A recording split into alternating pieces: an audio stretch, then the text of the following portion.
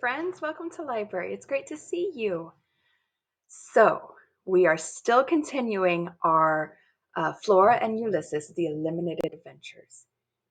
And as you recall in the last chapter that we read, um, they were in the diner, Flora and her father, and Ulysses. And the Ulysses jumped up onto the waitress's hair, and everybody in the restaurant just went wild. And then it seemed like Flora's father kind of got into the incandesto again, like Flora was remembering when she was a child or younger when he lived with them. And so she got kind of excited that maybe and and he's discovering that Ulysses really is a superhero. So let's continue reading to find out what happens to our superhero.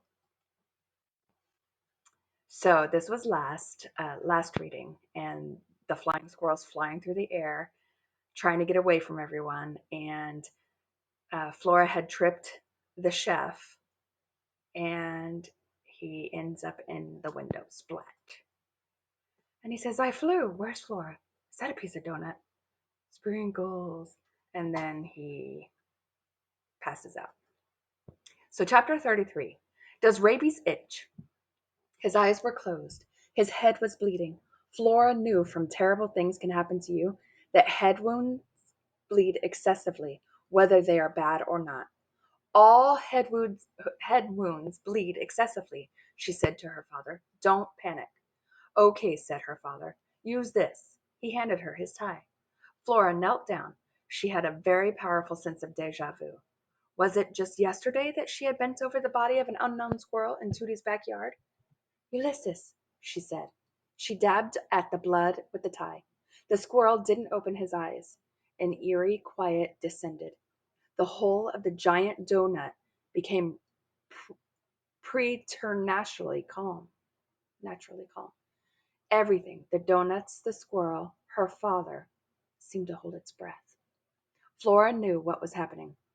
She had read about it in Terrible Things Can Happen to You.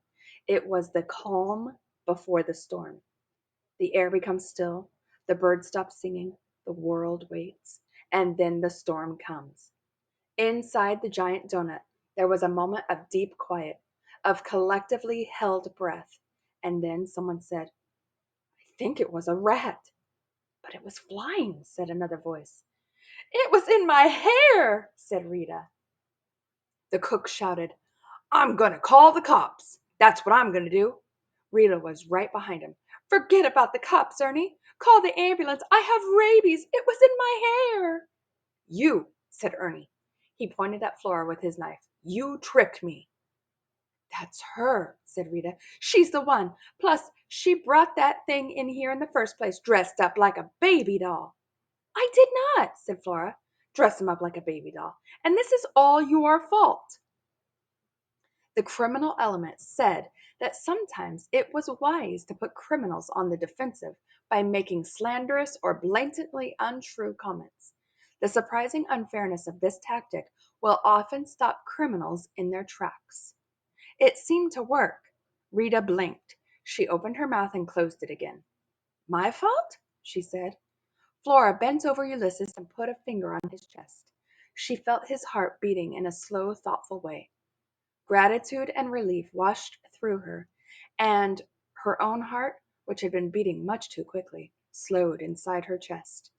It answered the squirrel's heart with its own measured thud, thud, thud. "Ulysses, her heart seemed to say. "Ulysses." "I'm calling the cops," said Ernie. "George Buckman, how do you do?" shouted Flora's father. "Is there any reason to call the police?" "Well, for one," said Rita, "it was in my hair." "Do you think that the police should be notified of a squirrel in your hair?" said Flora's father. The idiocy of the question, its unsettling logic, made Flora suddenly grateful for her father. She picked up Ulysses and cradled him in her left arm. "I think I can feel the rabies coming on," said Rita. "My stomach itches." "Does rabies itch?" said Flora's father. "I'm going to call somebody," said Ernie. She tripped me." "Who do you think it would be wise to call in this matter of tripping?" said Flora's father. He opened the door. He gestured for Flora to walk through it. She did. The door swung shut behind them. "Run," said her father, and they both began to run. At some point Flora's father started to laugh again. It wasn't a ha ha ha kind of laugh. It was a whoo-wee kind of laugh. Hysteria, thought Flora. She knew what to do for hysteria.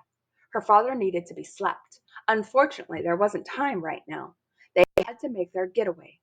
Her father laughed all the way to the car. He laughed when they were in the car. He laughed as he placed his hands at 10 and 2. He laughed as he backed out of the parking lot and drove away from the giant donut.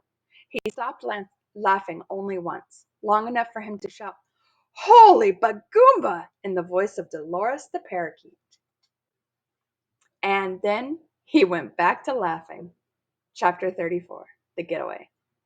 They were making their getaway, and they were making their getaway slowly, because even when Flora's father was thinking that things were hilarious, even when he was talking like a parakeet, he still apparently did not believe in speeding. Flora kept looking behind them to see if they were being followed by the cops, or Rita, or Ernie. When she finally looked down at Ulysses, his eyes were still closed, and a terrible thought occurred to her. "What if he has a concussion?" she said to her father. Her father, of course, laughed. Flora tried to remember the terrible things can happen to you said about concussions. There was something about making the person with the head injury speak a favorite nursery rhyme so that speech patterns, slurring, etc. could be evaluated. Flora stared at the squirrel. He couldn't speak. Also, she doubted he knew any nursery rhymes. There was a very small cut on his head, but the bleeding had stopped and he was breathing softly, regularly. "Ulysses?" she said, and then she remembered in its entirety an ominous sentence from Terrible Things. "It is absolutely imperative that you keep the potentially concussed patient awake at all times." She shook the squirrel gently. His eyes stayed closed. She shook him harder, and he opened his eyes and then closed them again. Flora's heart thudded once and then dropped all the way down to her toes. She was suddenly terrified. "Do superheroes die?" she said out loud. Her father stopped laughing. "Listen," he said, "we won't let him die." Flora's heart thudded again. A different kind of thud. It wasn't fear this time, it was hope. "Does that mean that you won't try to kill him? To hit him over the head with a shovel?" she said.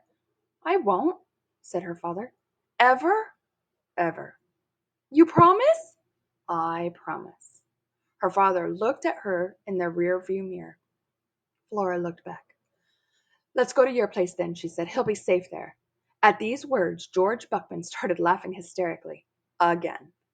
Chapter 35, Fear Smells. Flora's father never walked through the hallway of the Blixen Arms. He ran. And Flora Buckman, holding her possibly concussed squirrel, ran with him. Flora and George Buckman ran because the Blixen Arms was owned and managed by a man named Mr. Claus, who was in possession of an enormous angry orange cat, also named Mr. Claus. The cat Mr. Claus prowled the hallways of the Blixen Arms, peeing on the residents' doors and vomiting in the stairwells.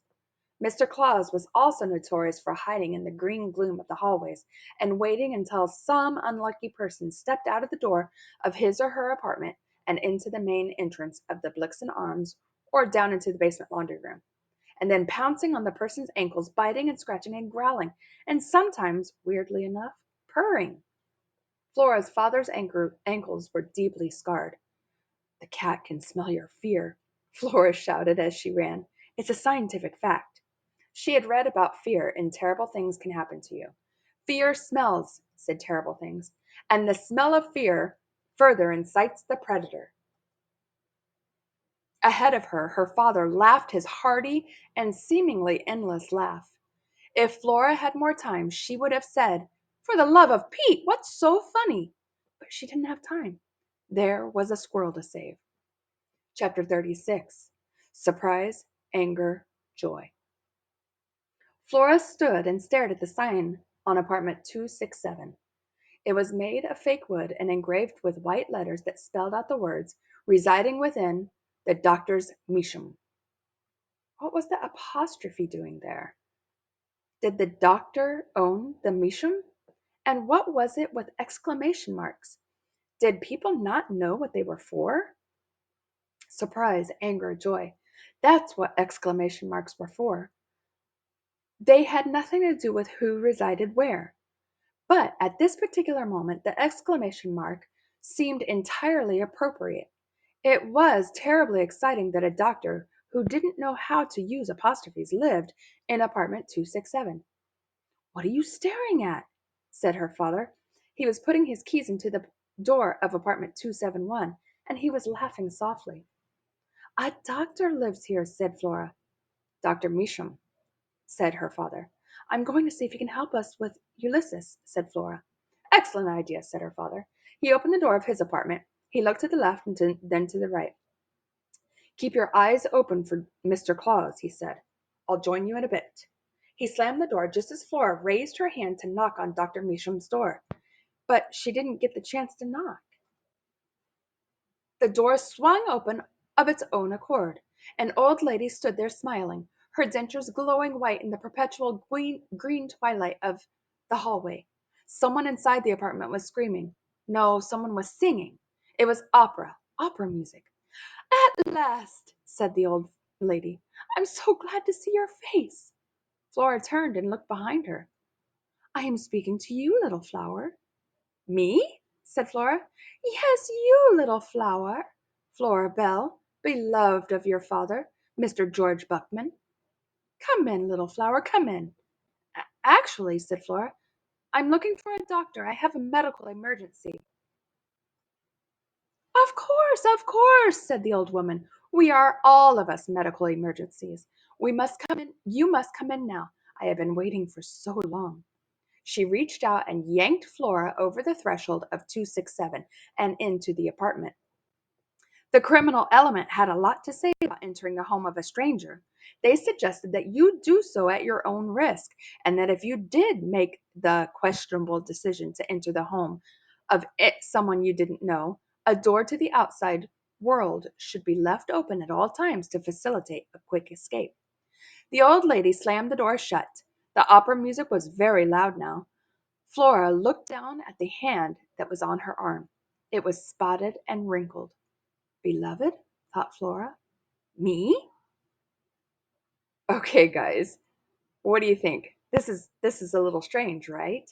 How does this Dr. Meacham know Flora? And why is she calling her the beloved? Flora doesn't know this woman. So, strange things are happening indeed. Do you believe that the doctor's Meacham, with an exclamation point, can help save Ulysses? Is Ulysses okay? Will he pull through? Oh, I have so many questions. Thank you for reading with me, friends. We will continue our next reading later. I hope you have a great week. Bye now.